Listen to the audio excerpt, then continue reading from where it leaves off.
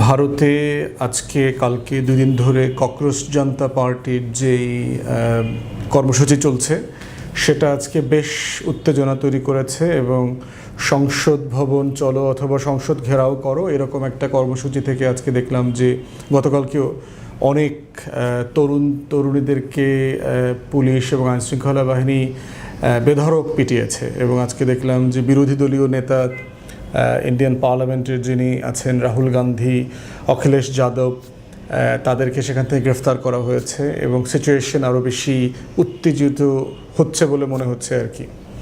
এখন ব্যাকগ্রাউন্ডটা কোথায় দেখেন যে ককরোচ জনতা পার্টির শুরুটা হয়েছে কোথায়। এইটা যারা করেছেন অভিজিৎ দীপকে, সে খুব ইয়াং, 95 সালে জন্ম, 31-32 বছর বয়স।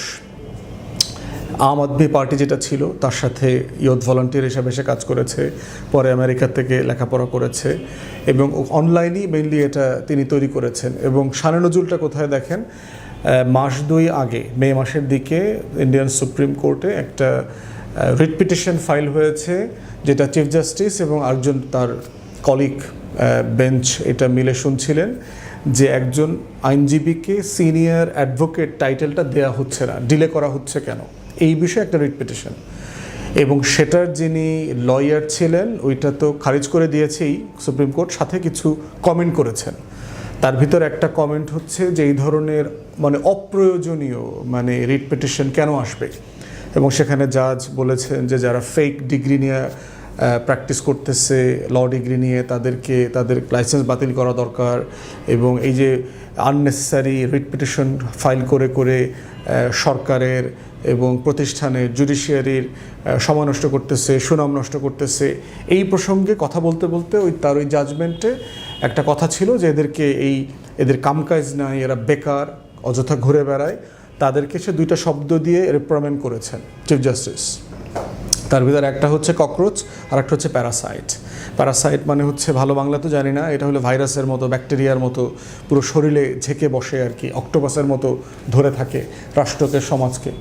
তো এই যে পড়ালেখা করে না, বেকার, কিছু নাই, এই ধরনের জনগোষ্ঠীকে তেলাপোকা, প্যারাসাইট বলবার কারণে এই তরুণরা প্রচণ্ড ক্ষেপে ওঠে। এবং এটার সাথে যেটা যোগ হয়েছে সেটা হচ্ছে ভারতে একের পর এক যে বিভিন্ন অ্যাডমিশন টেস্ট আছে, মেডিকেল এক্সামিনেশন আছে, এগুলোতে যে প্রচুর অনিয়ম হচ্ছে এবং প্রশ্নপত্র ফাঁস হচ্ছে, যেগুলো আমাদের সোনার বাংলায় আওয়ামী লীগের আমলে আমরা প্রচুর দেখেছি। তো সেটাকে প্রশ্ন করা, পার্টিকুলারলি নিট এক্সাম বলে, মেডিকেল টেস্টের এক্সামিনেশন এবং আপনার প্রশ্নপত্র ফাঁস হওয়ার কারণে যেটা হয়েছে, নতুন প্রশ্নপত্র দিয়ে আবার পরীক্ষা দেওয়া হয়েছে, এই পরীক্ষার প্রশ্নপত্র ফাঁস হয়েছে, অনেক স্টুডেন্টরা আত্মহত্যা করেছে, রেজাল্ট ভালো হয় নাই, চান্স পায় নাই, মেরিটে আসে নাই, এগুলোকে দিয়ে। তো এই 2টা জিনিস মেইনলি এইটাকে ট্রিগার করেছে মে মাসে। তখন তারা একটা ফেসবুকে গ্রুপ করে তারা এই আন্দোলনটা করে এবং তাদের যে মোটোগুলো দেখবেন, তারা নিজেরাই বলতেছে যে এটা হচ্ছে বেকার এবং অলসদের প্ল্যাটফর্ম, যাদের আসলে কোনো কাজ নাই, তারা চিন্তায় গণতান্ত্রিক কিন্তু লেজি বলতেছে, আবার সমাজতান্ত্রিক চিন্তায় আর কি, সোশ্যাল, সামাজিক, এইরকম। তো ফান, স্যাটায়ার মিলে সব কিছু সিরিয়াস একটা ব্যাপার আছে। এবং তারা দেখলাম গত কয়েকদিন আগে 5 দফা দাবি দিয়েছে। তার ভিতরে একটা হচ্ছে পার্টিকুলারলি গুরুত্বপূর্ণ, সেটা হচ্ছে যে সোনাম ওয়াংচুক, যিনি ভারতের একজন ইঞ্জিনিয়ার এবং শিক্ষাবিদ, খুবই প্রমিনেন্ট। 3 ইডিয়টস আমির খানের যে একটা মুভি ছিল, এই মুভিতে ওনাকে ইম্পারসোনেটও করা হয়েছে। তো সেই বাস্তবতায় এই আন্দোলনটা চলছে, এটার পক্ষে অনেকেই কর্মসূচি দিচ্ছে, তারপরে ধর্মঘট অবস্থান কর্মসূচি পালন করতেছে, অনেকে স্ট্রাইক করতেছে। তো এই সোনাম ওয়াংচুক উনি প্রায় 21 দিন থেকে না খেয়ে আছেন, অনশন করছেন। ওনাকে জোরপূর্বক গতকালকে অথবা পরশু পুলিশ এসে ওখান থেকে স্টেজ থেকে উঠায় নিয়ে হাসপাতালে নিয়ে গেছেন এবং ওনার পরিবার এবং বন্ধুরা বলছেন তাকে ফোর্স ফিড করা হচ্ছে, জোর করে খাওয়ানো হচ্ছে যেন সে সুস্থ থাকেন, অসুস্থ না হয়ে যায় এবং সরকার বিব্রত না হয়। এখন এই বাস্তবতায় দেখেন যে আসলে ইস্যুটা কী, এবং দেখেন কত কাছাকাছি আমাদের তরুণরা 24-এ যে গণঅভ্যুত্থান করেছে, জেনজি প্রজন্ম, যারা সিম্পলি একটা ফেয়ার কান্ট্রি চায়, একটা সরকার চায় যেই সরকার তাদের কথা বলবে। আদর্শ, ইতিহাস, অতীত, ঘাটাঘাটি, মানে যেগুলো জীবন সংশ্লিষ্ট না, বাড়াবাড়ি লেভেলে নিয়ে গিয়েছিল আওয়ামী লীগের সময় দেখেছেন।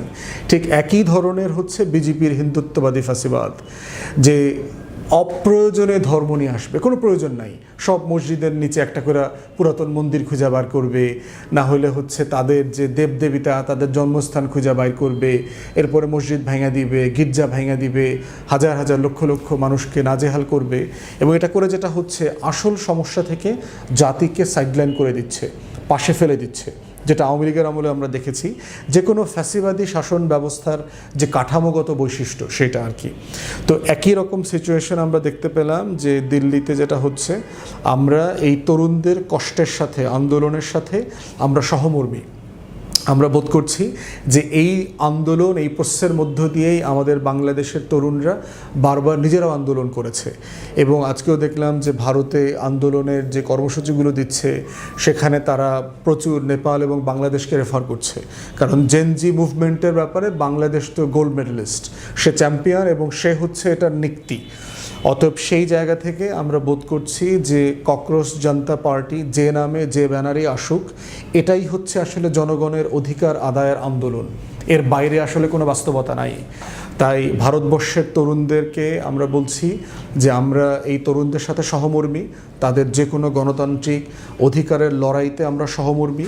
আমরা চাই যে আন্দোলন বাংলাদেশের তরুণরা করে সফল করেছে তারাও সফল হবে, এবং ভারতবর্ষে গণতন্ত্রের যে ইতিহাস আছে, লড়াই আছে, সেটা শত শত বছরের এই ট্র্যাজেক্টরি থেকে, এই যে ইতিহাস আছে, এই ইতিহাসের একটা নতুন পালাবদল এখানেও হবে।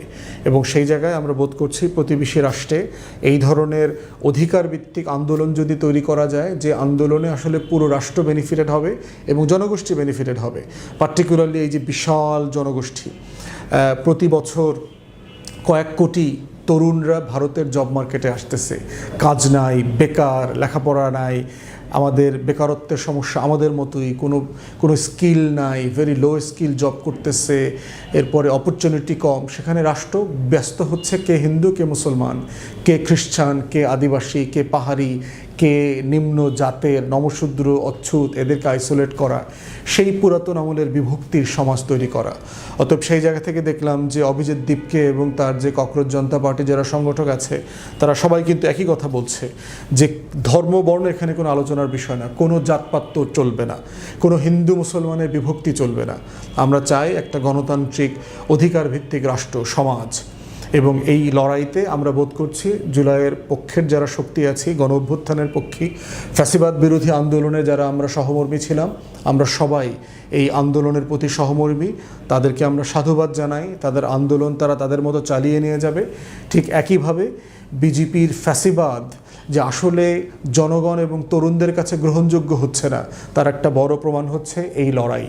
অতএব এই লড়াই আমাদেরকে 24-এর লড়াইয়ের যে সফলতা, এটাই হচ্ছে প্রমাণ করে দিচ্ছে, এবং এই সফলতা অন্য দেশের তরুণদেরকে যে উজ্জীবিত করতেছে, এটা আমাদের জন্য খুবই গর্বের এবং ভবিষ্যতের জন্য একটা প্রেরণাদায়ক ঘটনা।